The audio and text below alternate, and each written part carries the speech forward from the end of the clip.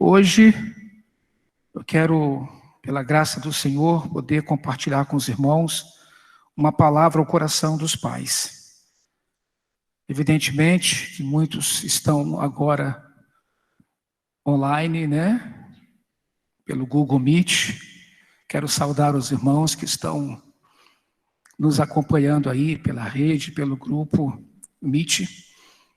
A palavra hoje, é claro, é para toda a igreja, mas especialmente falando ao coração dos pais. Há um ano atrás eu estava aqui, estava exatamente há um ano atrás, também falando pelo Google Meet, uma ministração, está aqui na minha mão o papel que eu usei, em agosto de 2020, quem vê a mim, vê o Pai, foi o tema da mensagem. Eu falava sobre aquele episódio, né, de Jesus com Filipe, e Filipe queria, Senhor, mostra-nos o Pai, e isso nos basta. E Jesus olha para Filipe e diz, eu estou tanto tempo com vocês, e não me tem desconhecido, Filipe. Olha o nível de simbiose, de intimidade. Naquele momento era o pai falando através da boca do filho. Entende? O pai tomou o filho e disse, eu estou o tempo todo aqui com vocês, você ainda não me viu. E ele diz, quem vê a mim, vê o Pai. Não sei se vocês conseguem entender, mas isso é muito sério. Isso traz uma mensagem potente para quem é pai. Ou seja, nós deixamos um legado, deixamos valores. E esse rascunho aí, que muita gente chama criança, pode ter um texto final que não vai alegrar muito o coração do pai. Se a gente apenas fala em valores, mas não vive esses valores. Então hoje eu quero pedir aos irmãos que atentem para isso, porque o que Deus vai nos ensinar hoje aqui, irmãos, é coisa tão fundamental, tão básica. Mas Israel também não cumpriu com essa missão. E essa inspiração veio de uma viagem que eu fiz com a minha esposa. 2 semanas atrás, eu falei, Lu, vamos fazer uma saída nós dois, porque eu estou muito cansado com tudo isso. Vamos dar a volta, vamos aos lugares mais antigos, um lugar bem isolado, tranquilo. E eu fui, adivinhe, Conceição da Barra. A pessoa falou, o que você encontrou naquele lugar? Encontrei paz, silêncio, calma. Não tem gente na rua. Até é difícil até achar um restaurante aberto. Não tem gente para comer.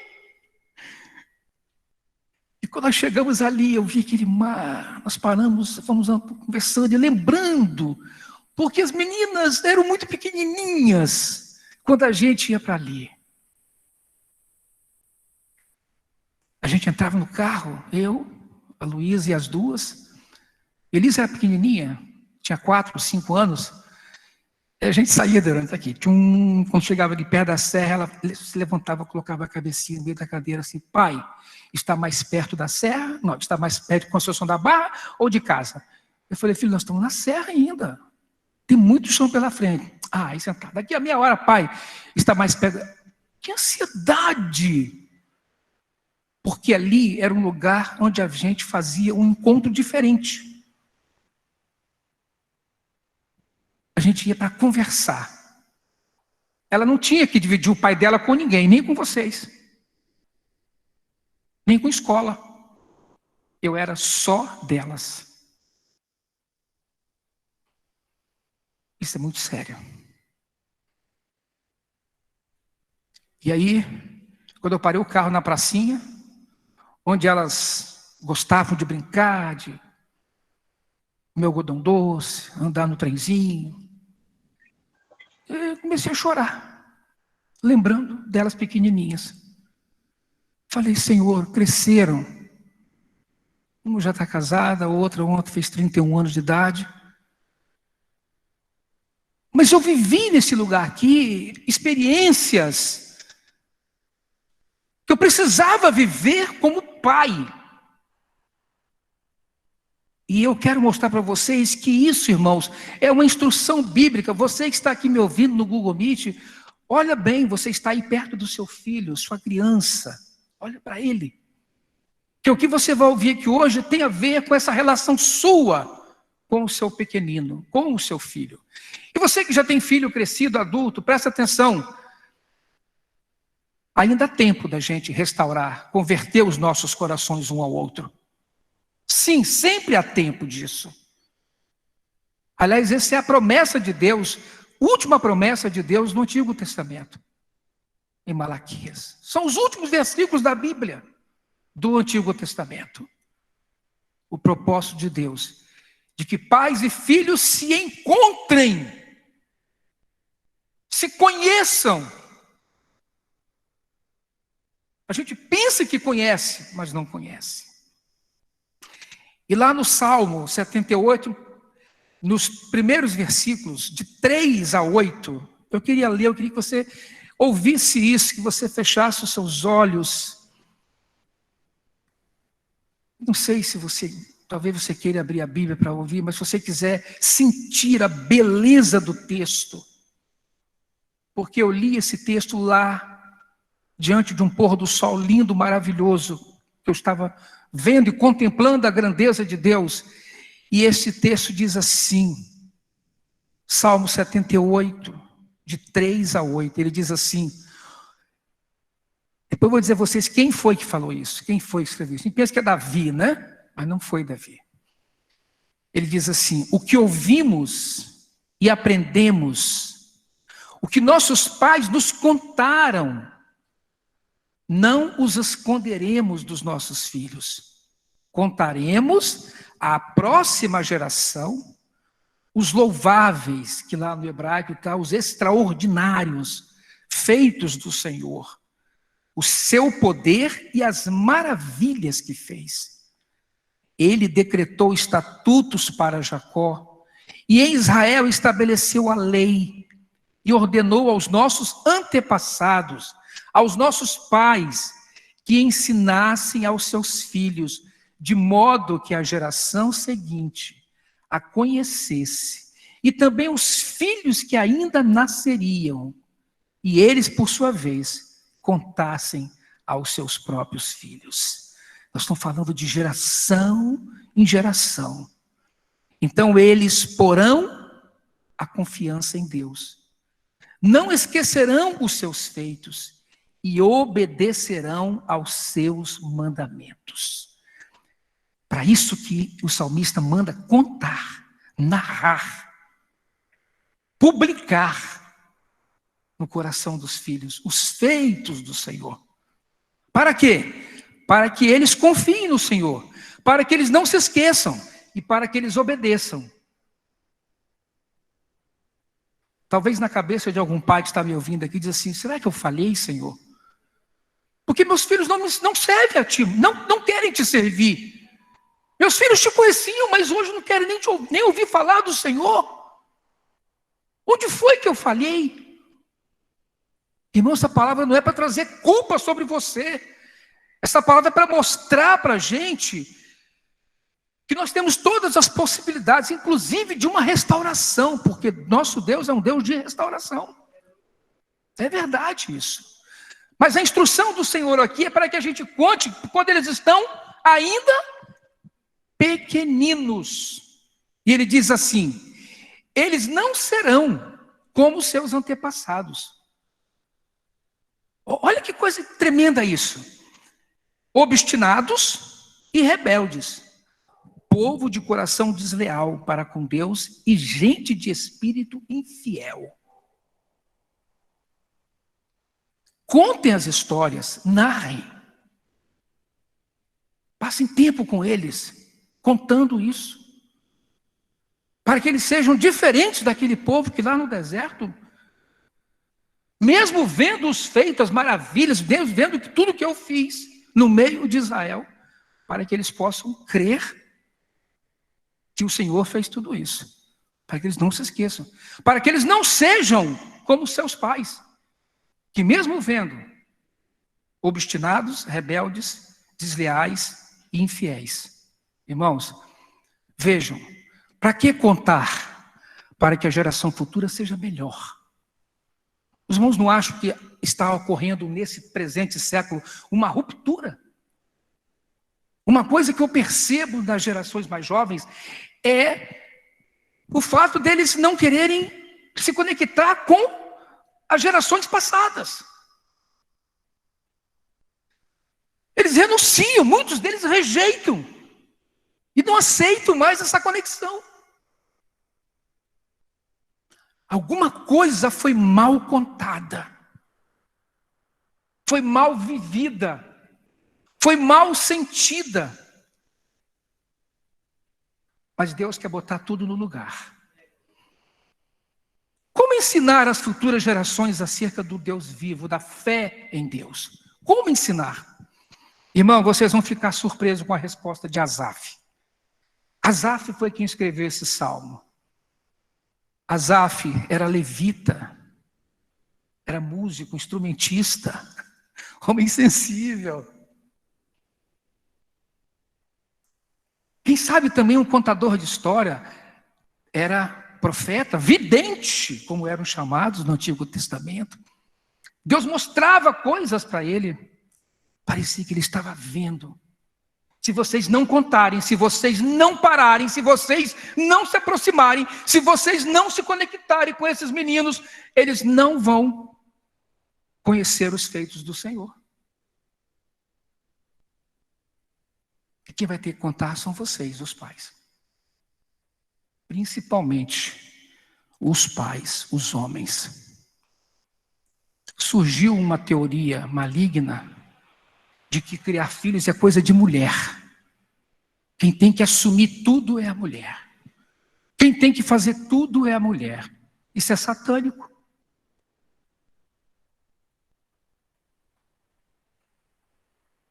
Deus dá uma responsabilidade tão pesada ao homem, que ele institui como cabeça no lar, como alguém que vai prestar conta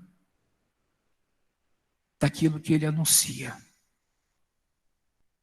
Há uns anos atrás eu fiz uma pesquisa lá com meus alunos, eram 86 alunos, palavras, o que eles associavam à figura paterna.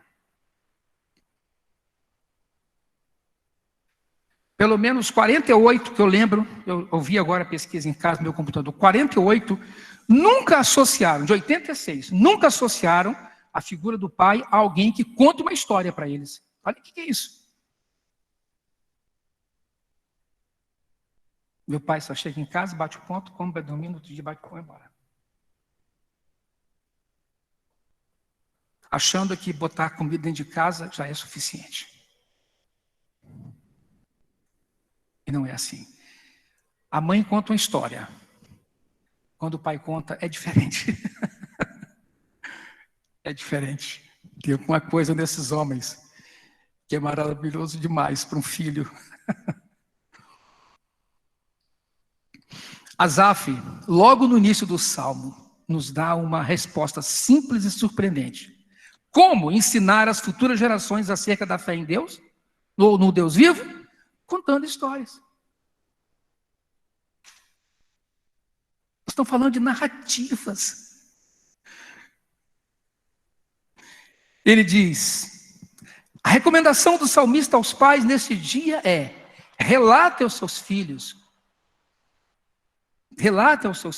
tudo o que vocês viram, ouviram e aprenderam. Tudo o que os antigos contaram. Não escondam nada. Narrem a história de como Deus se manifestou a vocês.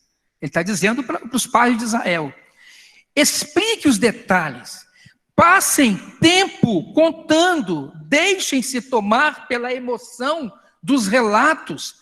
Falem da fidelidade, da misericórdia, da justiça de Deus, mas também falem o quanto ele abomina a infidelidade e a rebeldia que brota do coração dos homens. E foi isso que ele fez. Ele não só falou, como ele contou, ele deu o exemplo, o salmo todo, é um salmo grande. Em todo o Salmo ele narra passo a passo todos os feitos do Senhor na vida de Israel. Ele não só conta, mas dá o exemplo. Não só dá o exemplo, como ele conta tudo. Ele fala das maravilhas de Deus, do seu amor por Israel. Narra também a rebeldia do povo, os juízos de Deus. Começa mostrando os sinais que Deus operou no Egito e que os filhos de Israel tinham motivos e muitos para crer no Senhor. Não se enganem. A natureza humana não mudou nada.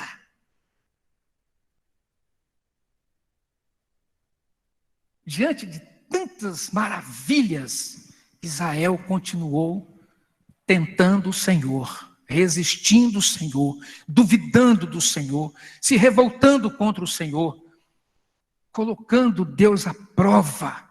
Está lá, está escrito no Salmo. E é interessante, irmãos, que no início desses 5 versículos, né? 3, 4, 5, 6, 7, 8, 6 versículos, é interessante que Deus faz um pedido aos pais. Contem, sentem, conversem, deixem eles perguntar. Repitam a história, falem de novo, se emocione com a história. Fale o tempo todo. Quando você estiver sentado, levantando, andando no caminho, está lá, Deuteronômio capítulo 6, o tempo todo. Nós temos que lembrar a ele os feitos do Senhor. Ele diz, façam isso, para que os filhos de vocês não sejam como aqueles lá de trás. E aí ele cita no texto 4 comportamentos que o Senhor desaprova nos pais. Irmão, por favor, preste atenção nisso, que isso é muito importante. 4 comportamentos. Por quê? Deus desaprova esses comportamentos, porque contamina os filhos e os afastam de Deus. Ele diz aqui, obstinados, que é teimosia, né? Gente que não recua, gente inflexível, que não se arrepende. Não pede perdão muitas vezes a um filho. Deus fala aqui, gente obstinada, murmura o tempo todo, e esse pessoal contamina, inflama as pessoas. Depois ele fala de rebelde. Obstinados, rebeldes. Princípio da rebelião. Aquilo que trouxe queda a Satanás, Lúcifer, está presente no coração dos homens, do povo. Coração desleal, inconstante, é outra característica. E por fim, espírito infiel. Gente, o que é isso? Então, nesse texto, nós temos aqui a direção de Deus. Irmão, coisa que parece simples. Se fala, mas gente, vou perder tempo ficar contando história. Lá tem essa linha da escola bíblica. Tem a escola onde ele estuda. Deixa eu falar uma coisa com vocês, irmãos. Essas coisas são intransferíveis. Não me venha reclamar de escola, de professor que não é crente, que está ensinando isso a seu filho. Não reclama, não põe a culpa em ninguém.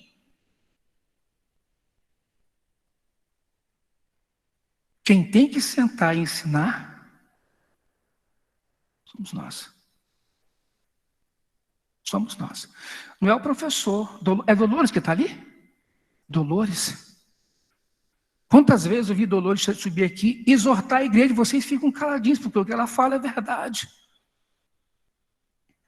Quantas vezes eu fui preguiçoso, negligente. Por que eu chorei quando cheguei na elevação da Barra? Porque eu lembro que na piscininha que a gente ficava, a gente brincava e a gente conversava. E eu contava muitas coisas. E a gente compartilhava dos feitos do Senhor. Era o tempo precioso, né, que a gente precisa. E por que contar, irmãos? Eu queria só lembrar uma coisa a vocês sobre esse universo da narrativa. Porque nós temos um tempo também aqui, para a gente não tomar muito tempo, né? Eu sou muito da narrativa. Quando começo qualquer conteúdo, qualquer aula de geografia, eu sempre faço uma narrativa. Eu sempre começo com um relato, com uma história, com uma vivência, com uma experiência. Porque quando você começa a contar um pouco assim, mas a garotada... Alguém quer falar? Peraí. Ó, professor, ó, ele está contando uma história. Isso é 9º ano, hein? Meninão desse tamanho. Eles amam, eles se interessam. Esse universo da narrativa é uma coisa fascinante. Porque tem muita coisa envolvida aí. Uma delas é quem conta. Quem conta a história? Ei, quem está contando é o pai. Esse é um aspecto da narrativa. Hoje existem cursos para ensinar a contar história. Mas o maior contador de história que pode existir é o pai. Quem ouve? O filho. Tenta compreender a relação que existe agora entre essa ordem de Asaf com os últimos versículos do Antigo Testamento. E Deus converterá o coração dos filhos aos pais e dos pais aos filhos, para que ele não venha e fira a terra com maldição. Que maldição é essa? Porque as histórias conectam, reconectam, aproximam, restauram, cria intimidade, cria afeto, beijo, às vezes dá raiva também. Então tá dando um beliscão. Mas tudo isso é família. Quem conta, quem ouve. Contar e ouvir história, isso é importante. Para Deus é muito importante. Qual o problema da teologia hoje? É que ela se sofisticou. A gente poderia chegar aqui e contar a história da salvação, contar as histórias do Antigo Testamento, contar, narrar. As crianças iam ficar aqui dentro assim, ó. Se alguém chegasse aqui para contar, mas a gente precisa fazer um discurso sofisticado, cheio de terminologias teológicas, para ver se prende a atenção das pessoas. Quando o que Deus quer é simplesmente que a gente conta. Tem outra coisa fantástica no universo da narrativa, irmãos, que é o conteúdo da história. Qual é o conteúdo da história que um pai vai contar para o filho, que Deus manda fazer aqui? Quem é o conteúdo? Quem é? É Deus, é o próprio Deus. Eu lembro que uma vez nós estávamos lá em Poção da Barra mesmo, conversando sobre Paulo. Estava eu, Priscila, Elisa e Luiz em da cama. E aí... Paulo, em Sencreia, quando ele estava pregando, que ele pregou até tarde, e Eutico, lembra de Eutico? Cochilou. Foi em Sencreia, gente? Eu estou perdido agora aqui, não lembro. Não sei. Aí ele dormiu. Irmãos, o sujeito caiu lá de cima. Bum! E morreu. Aí a Priscila vinha assim, começou a chorar. Ela era pequenininha, tadinho, papai, ele morreu mesmo. Eu falei, morreu, filha? Morreu. Irmão, virou um drama aquele treco. Tadinha, ela está me ouvindo agora, ela está morrendo de vergonha. Eu falei, mas aconteceu mais alguma coisa depois. Até hoje a gente lembra disso. E ri com o susto que ela tomou. Porque a história estava indo tão bem. De repente, bum! E de quem que nós lembramos? Que pregava, e se deixar, pregava até meia-noite. Não era eu não, Valtir Pereira. Eu lembro que nós falamos assim, alguém falou assim, não sei se foi Priscila, mas foi Priscila. Eu acho que Paulo era igual o vovô Valtir quando pregava. Tudo dessa era vovô Valtir. E eu não esqueço nunca isso. Elas não esquecem. Qual é o conteúdo da história? E quando você viveu esse conteúdo, você viveu com Deus, mais ainda essa história fica viva. Porque você vai contar para ele o que você experimentou, o que você sentiu, o quanto esse Deus mudou você. Mas tem que ter mudado mesmo.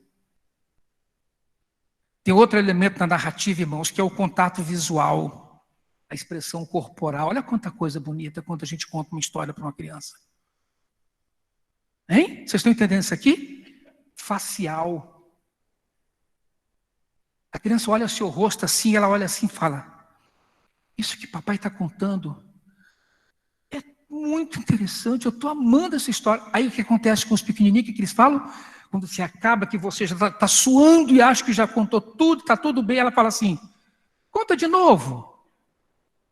Aí você fala: ô filho, de novo. Estezinho deve ser assim, né? Conta de novo. Aí a gente vai contar. Aí você esquece alguma coisa que você contou na primeira vez. Sabe o que eles falam? Não é assim não. O que significa isso? Que ele já aprendeu desde a primeira vez. Mas por que ele quer que você conte de novo? Porque é você, é você que está contando. Quer ouvir você de novo. A narrativa também fala de emoção. Quando a gente fala dos feitos de Deus, a gente fala da emoção. E dificilmente a gente não se emociona. Alguns pais até choram. E sabe o que acontece com a garotada, com os bichinhos que estão ouvindo ali?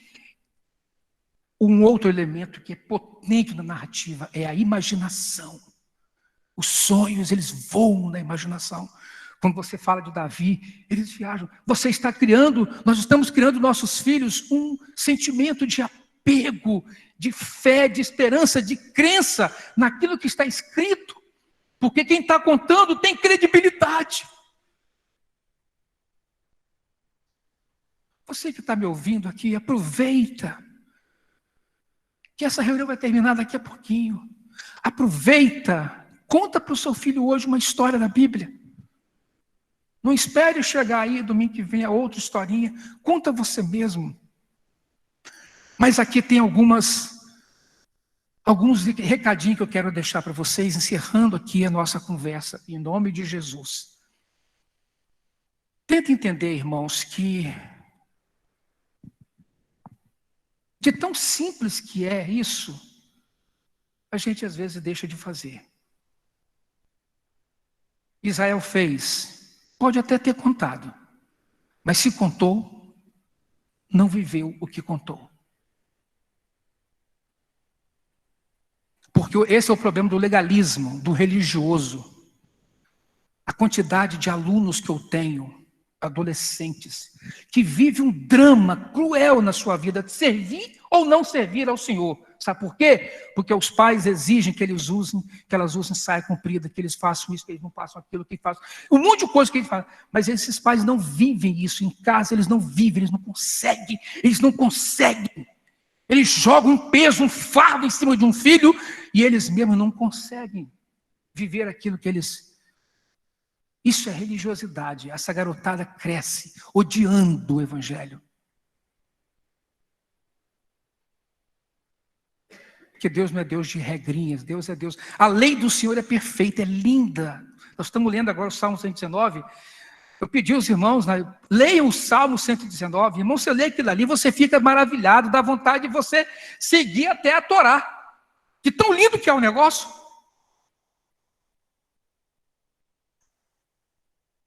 Portanto, deixa eu falar uma coisa para vocês. Temos contado, e eu faço essa pergunta aqui, para a gente caminhar para o fechamento desta ministração. Temos contado aos nossos filhos os feitos do Senhor? Se não, irmãos, é falha nossa.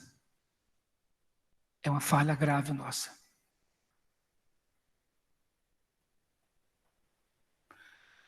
Espero no Senhor que domingo que vem eles estejam aqui. Eu peço ao Senhor que traga os pequeninos também. Menos de 17 anos, a gente tem entendido dessa forma e a gente tem orientado os irmãos assim. E por isso a gente quer, neste domingo também, ter um tempo de louvor com eles. Amém? Vamos cantar com eles. Eu estou falando aqui para os papais, tragam, venha com eles, que nós vamos cantar hinos aqui também para os nossos pequeninos. Vamos receber, vamos acolher esses meninos, né, tia Tati? Vamos acolher essa garotada. Tia Tati vai estar aqui, outros professores vão estar aqui para acolher essa meninada. E vai ter mais gente também, né? Vou falar surpresa, não vou contar não, entendeu, tia?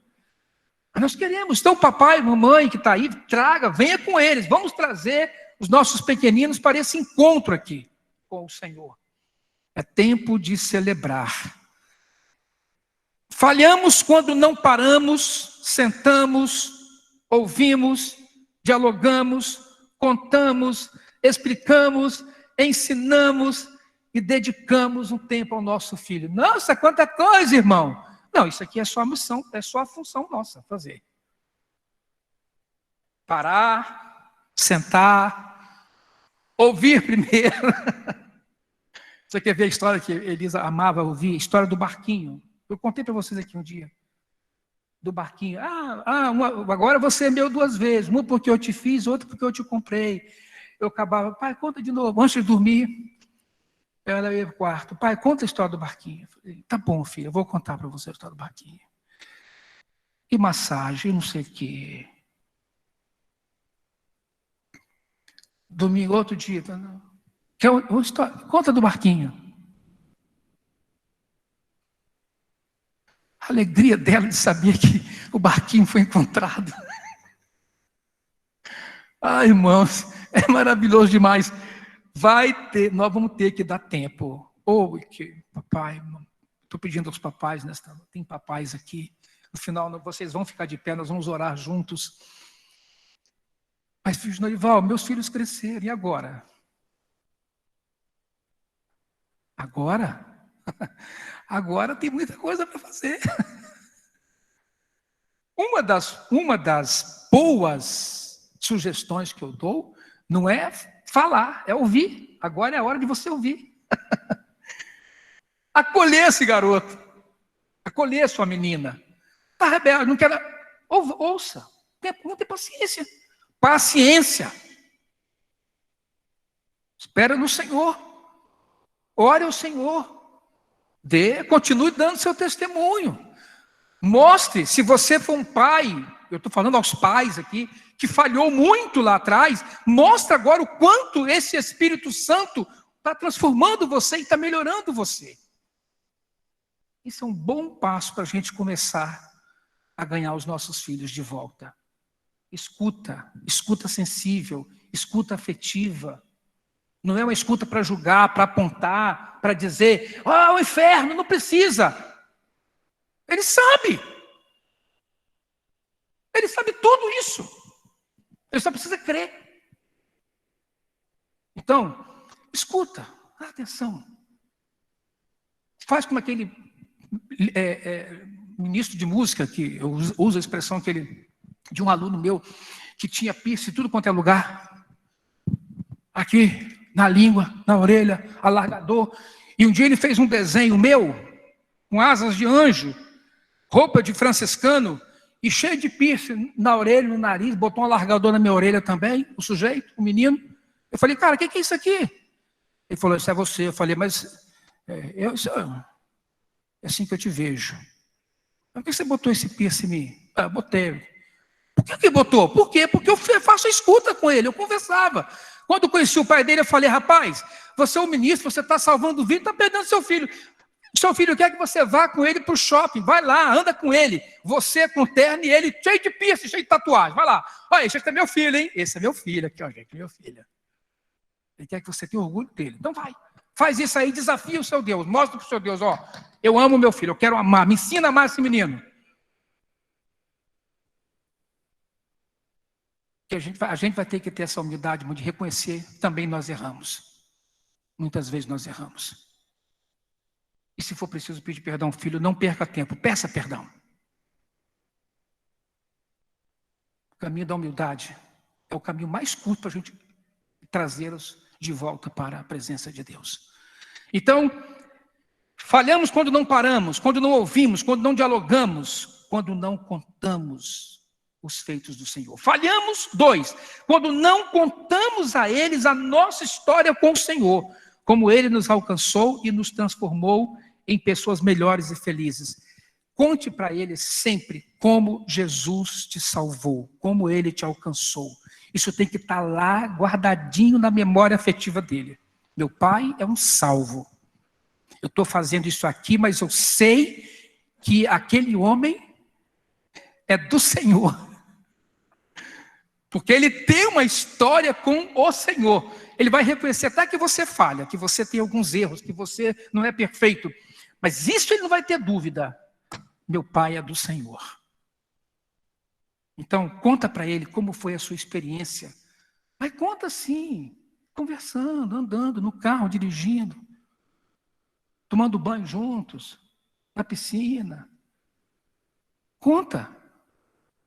Você que é mais travadão, não é muito de falar, solta a língua um pouco, meu irmão. Vai falar com seu filho, conversa com ele. Em nome de Jesus. Falhamos quando não transmitimos as histórias de como Cristo nos revelou a igreja. A visão da unidade, o privilégio de fazer parte do corpo de Cristo e poder servi-lo em amor e santidade. Falhamos quando não falamos, quando não contamos acerca da revelação. Igreja aqui, denominação, isso é tudo igualzinho. Não é assim. Igreja é coluna e baluarte da verdade. E a unidade é o pontapé de Deus para transformar tudo isso que está aí. Porque o que está acontecendo aí chama-se divisão, espírito faccioso. E o caminho de Deus é perfeito e é o caminho da unidade. Conta para ele como foi, como o Valtir deixou a nação, como Deus mostrou isso para ele. Conta a história para ele. Não deixa a gente contar, porque quando eu começar a contar, lá vem Norival contando a mesma história.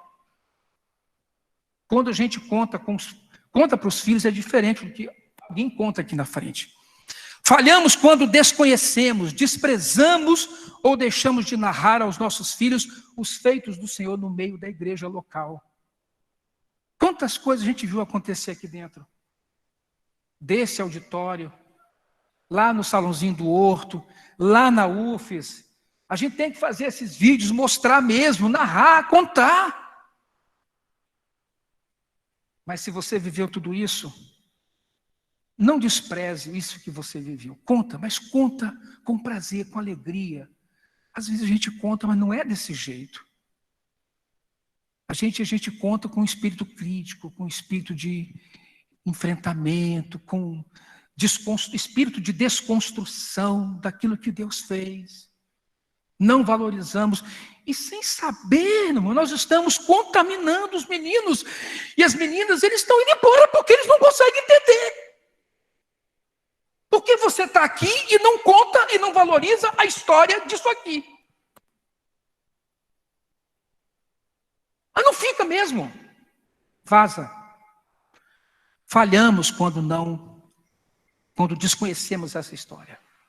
Falhamos quando desprezamos os profetas, as profecias, quando rejeitamos e criticamos o ensino dos que são colunas do edifício espiritual, que é a igreja. Nossos filhos crescerão sem temor e desafetos à autoridade espiritual. Olha o que eu vou dizer para vocês aqui.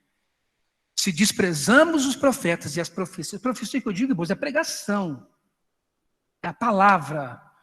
Se desprezamos quando alguém prega aqui, quando o irmão prega aqui, se desconsideramos isso, se menosprezamos isso, se vamos para casa questionando, criticando isso, nós estamos minando as bases do edifício espiritual. Vejam o que eu estou falando, edifício espiritual. Não estou falando disso, estou falando edifício espiritual. Estou falando igreja, corpo.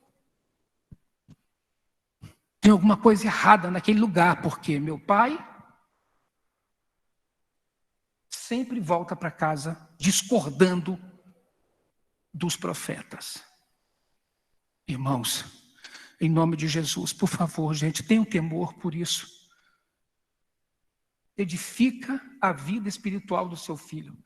Assina seu nome na certidão dele de nascimento espiritual. Da vida, assina seu nome lá, deixa isso gravado na história espiritual do seu filho. Deus não quer que a gente perca o senso crítico. Deus não quer que a gente seja massa de manobra. Mas quem precisa de uma orientação diferenciada são eles que estão crescendo também como parte do edifício espiritual. Não se enganem, a coisa está difícil por aí afora, gente.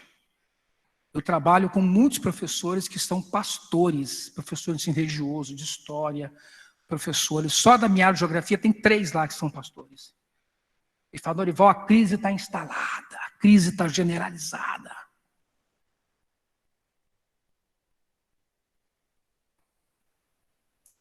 Falhamos quando relativizamos com os nossos filhos princípios que são eternos e absolutos no viver da igreja, como santidade, unidade, autoridade. Isso não se discute.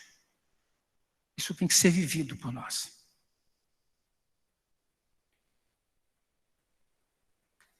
Nossos filhos precisam ver em nós esse espírito de santidade. Esse espírito, lembra que eu falei, o espírito infiel, lá do povo de Israel no final? Espírito, coração desleal. O que eu acho curioso, Zezinha, é que os nossos meninos estão observando, e eles estão mais atentos àquilo que a gente não diz do que àquilo que a gente diz. É aí que está o perigo. Porque é aí que ele percebe que está a nossa falha. São as coisas que não são ditas que ele consegue fazer a conclusão dele. E aí, quando a gente vai ver, acabou. Portanto, eu quero lembrar aos irmãos que princípios não podem ser relativizados. São absolutos. A unidade, eu quero pedir aos irmãos que priorizem a unidade. Irmãos, vamos ser um. Com todas as nossas situações que a gente está vivendo, inclusive política. Mas eu quero dizer a vocês que a unidade da igreja independe dessas coisas. Por favor, vamos ser maduros. Vamos ser maduros. Esses dias eu estava cantando um hino lá do Asaf. Como é precioso, irmão, estar bem junto a ti, juntos lado a lado, andarmos com Jesus e expressarmos o amor que um dia Ele nos deu. Pelo sangue do Calvário, sua vida trouxe a nós aliança no seu. Irmãos, eu cantava esse, nós cantamos esse hino aqui, irmãos, e a gente derramava em choro, em abraço. Era gente se beijando, se abraçando, misturando lágrimas, suor um com o outro. Lembra disso? Vocês lembram disso?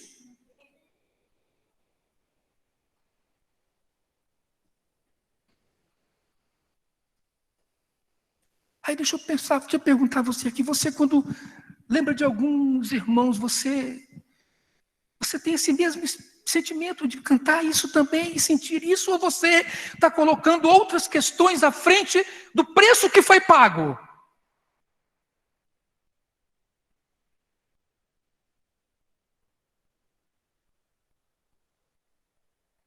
São princípios que não podem ser relativizados.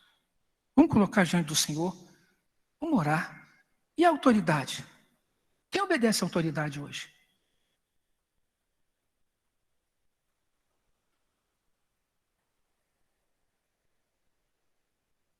Quando você dá uma instrução, dá uma direção que desagrada, a pessoa vai embora, vou procurar outro lugar aí. Então, tudo isso está machucando muito, nos machucando muito. E que Deus tenha misericórdia de mim e do horário que está chegando ali. Por fim, falhamos quando não vivemos e praticamos o que transmitimos. Ouça isso aqui para terminar. Agora para terminar. Ensinamos que a igreja é a coluna e base da verdade. 1 Timóteo 3,15. Mas, se somos uma fraude, jamais nossos filhos crerão nessa verdade santa. Se somos uma fraude, jamais eles vão crer nessa verdade santa. Você sabe o que é fraude? Então, queridos irmãos, você que está aqui ouvindo, você que está lá no Google Meet, essa mensagem acabou se estendendo um pouquinho mais, eu queria falar bem menos tempo. Mas esse assunto me apaixona o tempo todo, porque eu lido o tempo todo com essa realidade do vazio dos adolescentes e dos jovens em relação à figura do pai. É só um terno vazio, sem conteúdo. Isso não pode ser mais a nossa realidade. Nós precisamos estar presentes na vida dos nossos meninos e das nossas meninas. E vamos confiar no Senhor. Entrega o teu caminho ao Senhor. Entrega teu filho, entrega a vida dele ao Senhor. Confia que Deus vai restaurar. Deus vai mudar essa história. Agora, tem algo aí que precisa ser feito. É a reaproximação dos nossos corações com nossos filhos. Vamos chegar. Vamos ter sensibilidade. Vamos tocar essa ovelha desgarrada. Oh, meu Deus, por misericórdia.